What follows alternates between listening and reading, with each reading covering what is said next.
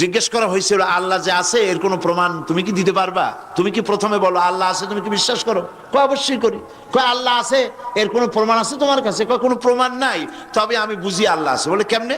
কয় যে আমি তো ছাগলের রাখাল, আমি তো লেখাপড়া করিনি, আমি দার্শনিকও না বিজ্ঞানীও না কিছু না, ছাগল পালি।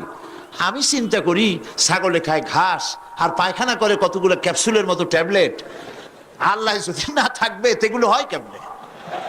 ওর মাথা যেমন ও বুঝছেও তেমন। কথা বুঝতে পেরেছেন? ছাগলের রাখাল ছাগলের পায়খানা দেখা ওর মনেও চিন্তা আসে নিশ্চয়ই কেউ পরিকল্পনা করে এরকম করে। কিন্তু ইউনিভার্সিটিতে কিছু সংখ্যক শিক্ষক আছেন জনগণের 12 কোটি মুসলমানের পয়সা দিয়া বেতন খায় আর বলে আল্লাহ নাই। একজন তো এই কথা কয়ে মরেই গেছে। মরার সময় বেচারা বুঝতে পারছে যে কবরে গেলে দশাটা কি হবে, সেই জন্য কবরে যাব না।